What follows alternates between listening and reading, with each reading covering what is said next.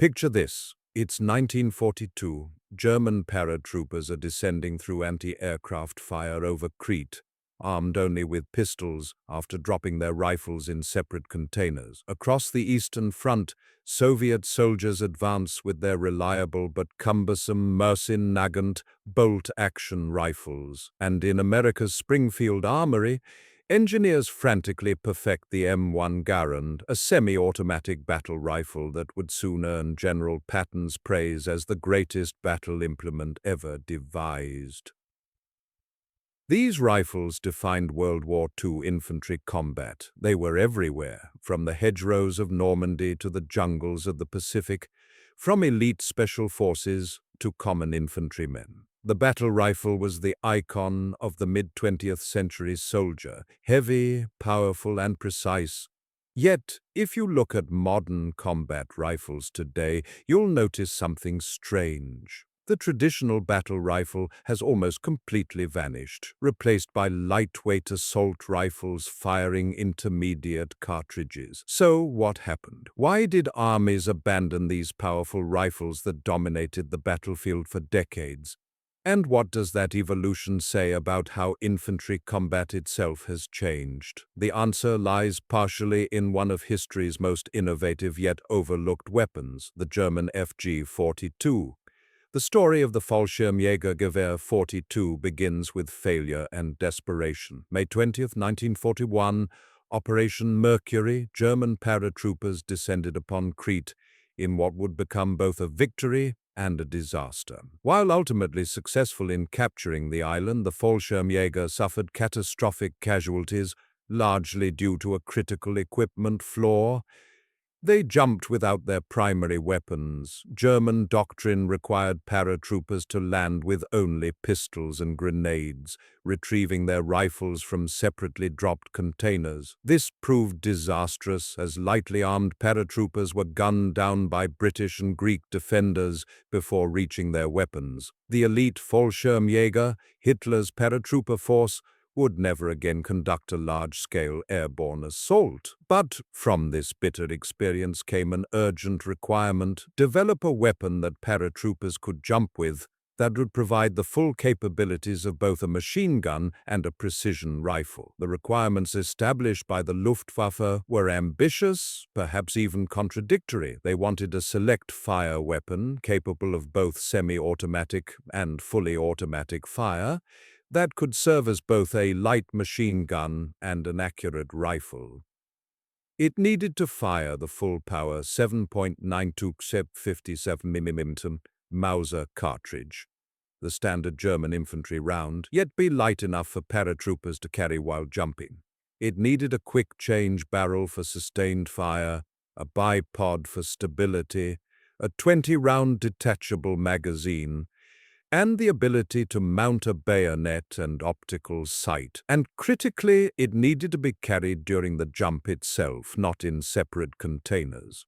This was asking for the impossible by 1940s standards. Essentially a weapon that combined the capabilities of three separate infantry weapons: the bolt-action Kar-98K rifle, the MP-40 submachine gun, and the MG-34 light machine gun. The man who received this seemingly impossible task was Louis Stange, a brilliant designer at the Rheinmetall Borsig company. Stange had already made his reputation designing the MG-34 machine gun, among the most advanced automatic weapons of the era. Rather than seeing these contradictory requirements as a limitation, Stange approached them as an opportunity for genuine innovation.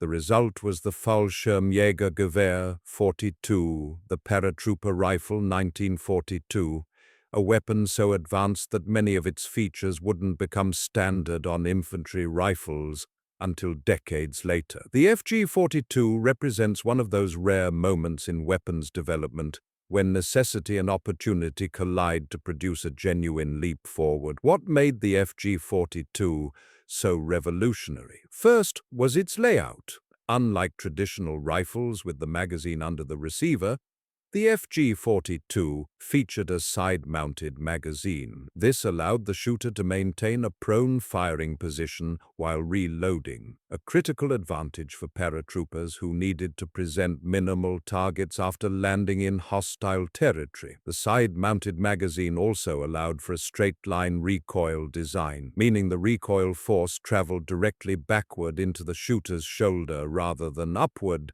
reducing muzzle climb during automatic fire. This arrangement predated similar systems in modern assault rifles by decades.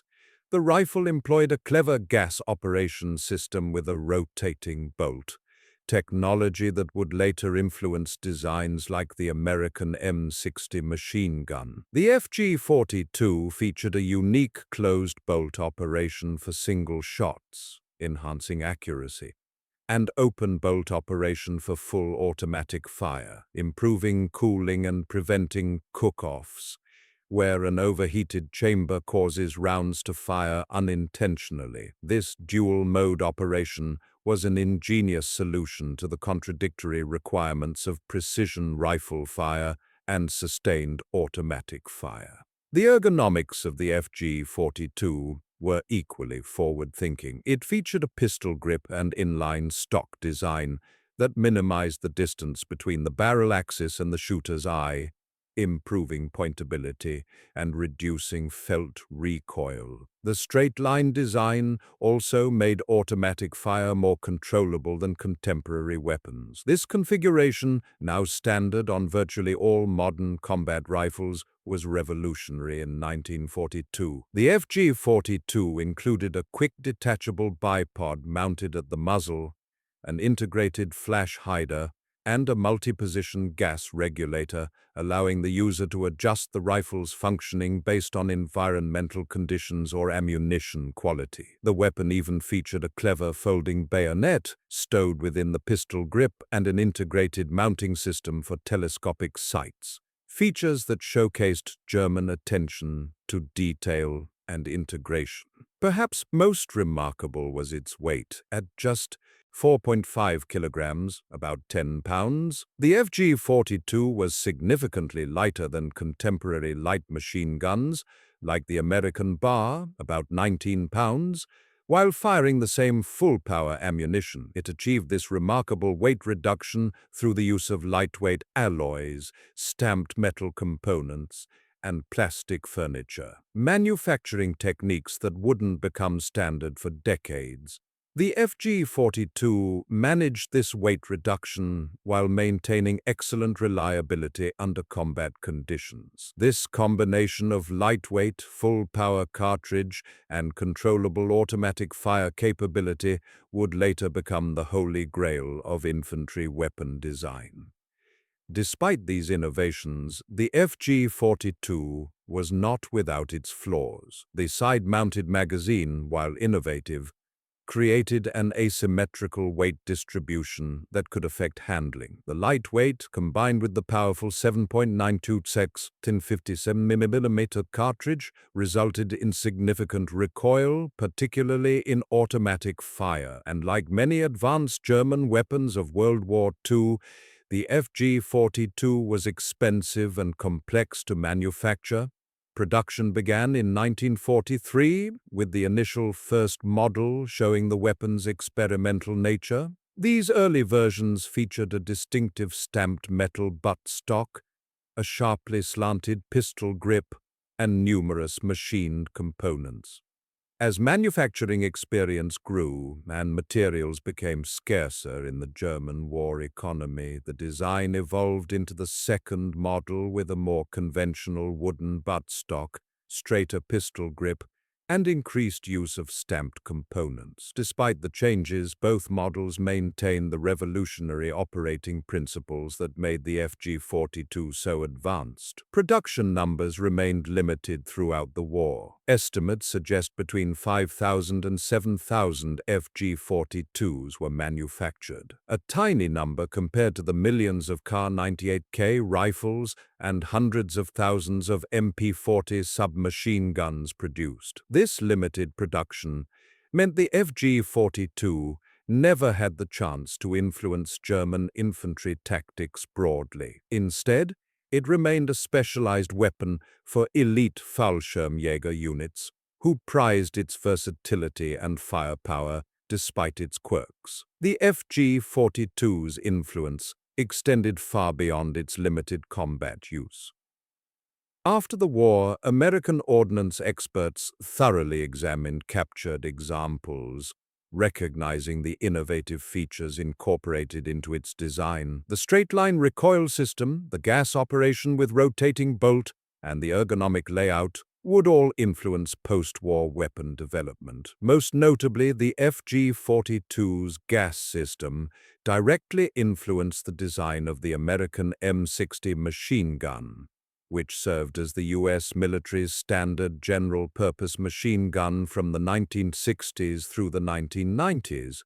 The concept of a select fire weapon capable of both accurate semi-automatic fire and controllable automatic fire would become the foundation of modern assault rifle design. The FG-42 represented a transitional point between the traditional battle rifle and what would eventually become the assault rifle. While it retained the full-power 7.92 section 57mm cartridge, its focus on reduced weight and controllable automatic fire pointed toward the future direction of infantry weapons. What made the FG-42 truly ahead of its time was not any single feature, but rather how it integrated multiple advanced concepts into a cohesive design that addressed specific tactical needs. It represents one of those fascinating technological nodes where designers push against established boundaries to create something genuinely new. The FG-42's legacy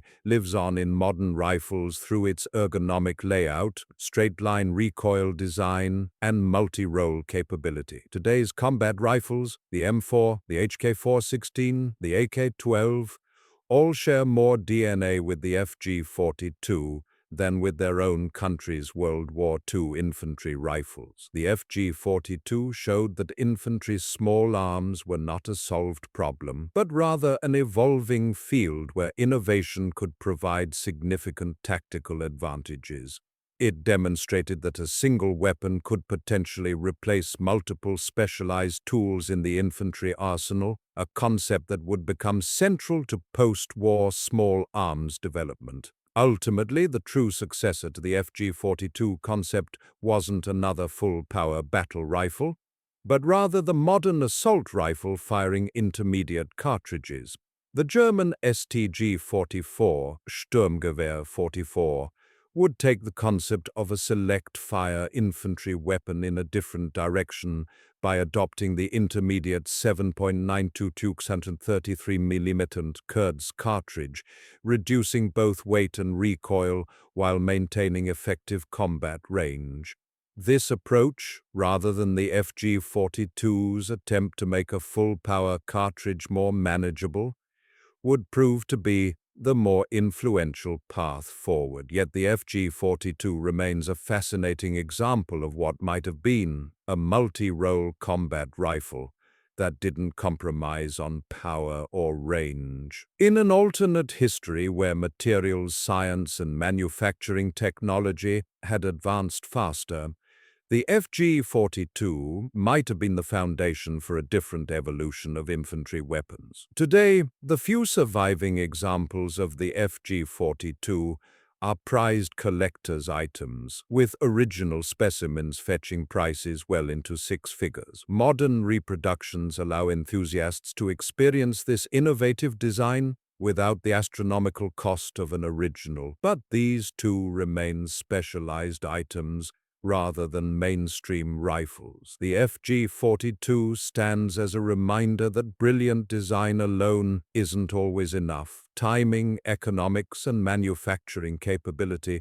all play crucial roles in a weapon's ultimate success and influence. The Fallschirmjäger 42 represents one of those fascinating moments in firearms development where necessity pushed designers to break conventional boundaries. It attempted to solve the contradictory requirements of lightweight, controllable automatic fire and full-power cartridge performance decades before materials science and manufacturing techniques fully enabled such a combination. While it may not have revolutionized World War II combat directly due to its limited production, its design concepts and innovative solutions would echo through firearms development for decades to come. The modern infantry rifle, with its ergonomic layout, straight-line recoil system, and multi-role capability, owes much to this ambitious German design.